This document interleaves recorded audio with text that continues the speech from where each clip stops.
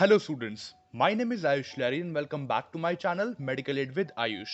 Today we are going to continue our first topic of anatomy and physiology, that name is cell and tissue.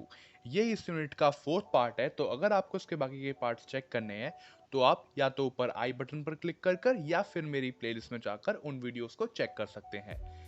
So without wasting any time, let's get start this video. हमारी इस video की first topic का नाम है stratified epithelium. जो हमारा stratified epithelium है, ये सेकंड टाइप है हमारे एपिथेलियल टिश्यू का. लास्ट वीडियो में हमने सिंपल एपिथेलियम को कवर किया था. सो इस वीडियो में हम अपने स्ट्रेटिफाइड एपिथेलियम को कवर करेंगे. Come back to our topic, stratified epithelium. Stratified epithelium consist करता है सेवरल लेयर्स को. किसकी लेयर्स को? सेल की लेयर्स को, जो कि बहुत सारे शेप्स की होती है. मतलब जो हमारा स्ट्रेटिफाइड एपिथेलियम है वो सेवरल लेयर्स को कंसिस्ट करके रखता है, जो कि अलग अलग शेप एंड साइज की होती है. ये जो उनकी लेयर्स होती हैं ये सेल से बनी हुई होती हैं. अब हम देखते हैं इसके टाइप्स. इसके मेनली दो टाइप्स होते हैं. पहला stratified स्क्वाइमस epithelium and second one is transitional epithelium. अब हम इन दोनों को एक एक करके पढ़ेंगे. पहला आता है हमारा स्ट्रेटिफाइड स्क्वाइमस एपिथेलियम. स्ट्रेटिफाइड स्क्वाइमस एपिथेलियम में हम ये देखते हैं कि ये कंसिस्ट करके रखता है, यानी कंपोज्ड, यानी ये बना है various numbers of layer of cell. यानी ये बहुत सारे सेल की लेयर्स से मिलकर बना है, जो कि अलग अलग शेप और साइज की होती है. नेक्स्ट आता है हमारा transitional epithelium. Transitional epithelium compose होता है, यानी कि ये बना होता है several layers of pear shape cell से. यानी जो हमारा पीयर फ्रूट होता है उसकी शेप के जो सेल्स होते हैं उससे मिलकर बना हुआ होता है, जो कि कहाँ पाया जाता है? ज़्यादातर हमारे यूरिनरी ब्लैडर, जहाँ पर हमारा यूरिन स्टोर होता है उसको हम यूरिनरी ब्लैडर बोलते हैं. तो ये उसी यूरिनरी ब्लैडर में मेनली पाया जाता है. नेक्स्ट आता है हमारा कनेक्टिव टिश्यू. कनेक्टिव टिश्यू, आप इसके नाम से ही समझ गए होंगे कि इसका मतलब क्या होगा. कनेक्टिव का अगर हम एक जनरली मीनिंग देखें तो एक चीज को दूसरी चीज से बांधने या फिर जोड़ने की जो चीज होती है उसको ही हम बोलते हैं कनेक्टिव.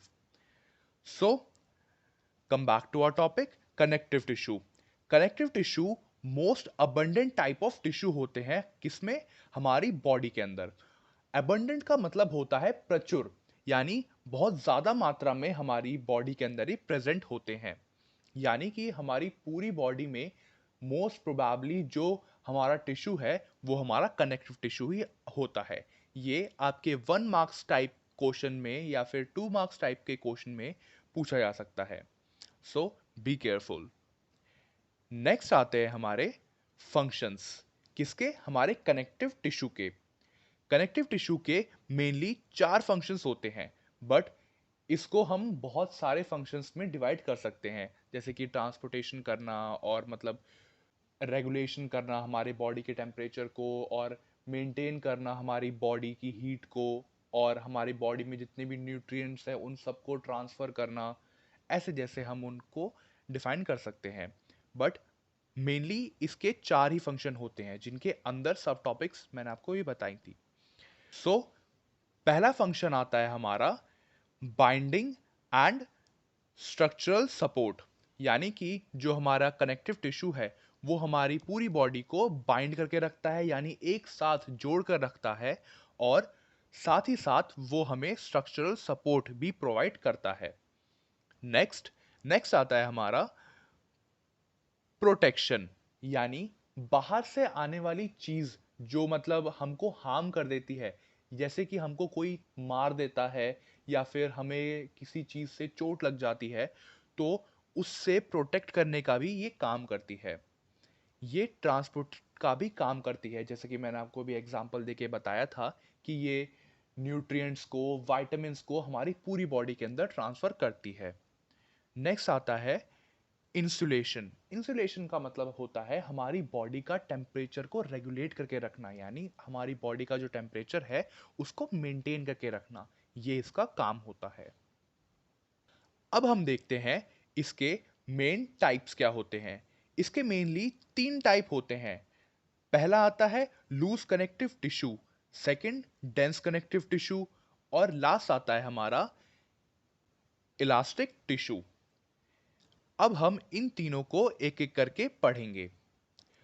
पहले आता है हमारा लूज कनेक्टिव टिश्यू।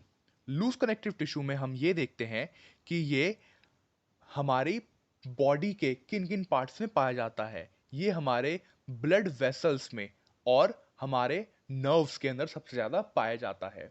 इसके भी मेनली 3 ही टाइप होते हैं, जिनको हम एक एक करके देखते हैं। पहला टाइप आता है इसका हमारा एडिपोज टिश्यू।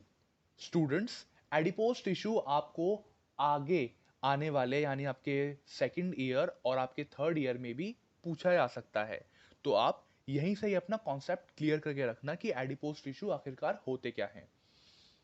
एडिपोज टिश्यू हमारे फैट कंटेनिंग सेल्स होते हैं, यानी ये हमारी बॉडी में फैट सेल्स स्टोर करके रखते हैं, जो कि बहुत लार्जर अमाउंट में होते हैं। लार्ज फैट ग्लोब्यूल्स को ये कंटेन करके भी रखते हैं। नेक्स्ट आता है हमारा वाइट एडिपोज टिश्यू, जिसकी शॉर्ट फॉर्म है WAT, यानी वाइट एडिपोज टिश्यू। ये मेनली हमारे किडनी, हमारी आईज, जो हमारी आंखें हैं उसमें, हमारी जो बॉडी है, बॉडी पर जो स्किन है उसके नीचे, और बहुत सारे ऑर्गन्स में भी पाया जाता है। इसका मेन काम क्या है? पहला, हमको एनर्जी को स्टोर करके रखना, और दूसरा हमारा थर्मल इंसुलेटर करना, यानी हमारी बॉडी का जो टेम्परेचर है उसको रेगुलेट करके रखना, समानांतर बनाए रखना। नेक्स्ट आता है हमारा ब्राउन एडिपोज टिश्यू, जिसका अदर नेम है ब्राउन फैट। ये प्रेजेंट होता है हमारे न्यूबॉर्न के अंदर, यानी जो नवजात शिशु होता है उसके अंदर ये पाया जाता है, और इसका मेन फंक्शन क्या होता है कि टेम्परेचर को रेगुलेट करके रखना। स्टूडेंट्स, आपने ये नोटिस कर ही लिया होगा अब तक कि जो एडिपोज टिश्यू है उसमें एक मेन काम है कि वो हमारे टेम्परेचर को रेगुलेट करके रखता है, यानी टेम्परेचर को बनाए रखता है। तो आप ये सारी चीज़ें आप किसी भी एग्ज़ाम में लिख सकते हैं एक अलग से पॉइंट में, कि जो हमारा एडिपोज टिश्यू होता है वो टेम्परेचर रेगुलेट करने का काम करता है। नेक्स्ट आता है हमारा डेंस कनेक्टिव टिश्यू।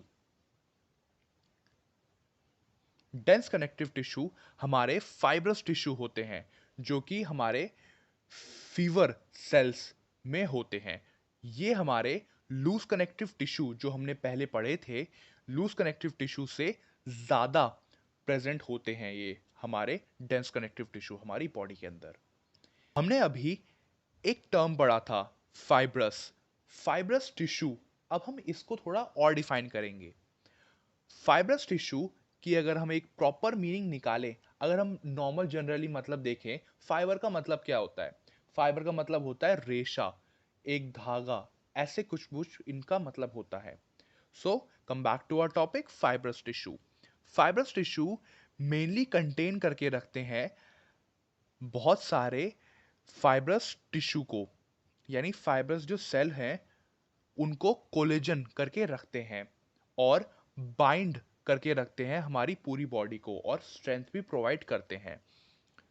ये कहाँ पाए जाते हैं? मेनली हमारी किडनी में, हमारे लिम्फ नोड्स में और हमारे ब्रेन में। ये इन सबको प्रोटेक्ट करने का भी काम करते हैं, तो आप ये भी एक एक्सटर्नल पॉइंट में भी लिख सकते हैं। For example, forming muscular strength, यानी कि जो हमारे फाइब्रस टिश्यू होते हैं ये हमको मस्कुलर स्ट्रेंथ भी प्रोवाइड कराते हैं। जो हमारे फाइब्रस टिश्यू होते हैं इनका अब काम देख लेते हैं। इनके मेनली 5 काम होते हैं। जिनको हम एक एक करके देखते हैं। पहला काम आता है हमारा प्रोवाइड स्ट्रक्चरल एंड सपोर्ट। पहला हमारा काम ये है कि वो स्ट्रक्चर प्रोवाइड करता है और सपोर्ट प्रोवाइड करता है हमारी बॉडी को, हमारे इंडिविजुअल पर्सन को। हमारा नेक्स्ट फंक्शन जो होता है फाइब्रस टिश्यू का, वो है फैसिलिटेट ग्रोथ थ्रू माइटोसिस। यानी कि ये हमें फैसिलिटी प्रोवाइड कराता है किसमें, ग्रोथ में। किस प्रोसेस के थ्रू, माइटोसिस प्रोसेस के थ्रू। जिन स्टूडेंट्स को नहीं पता कि ये हमारा माइटोसिस प्रोसेस होता क्या है, उनके लिए मैं बता देता हूँ।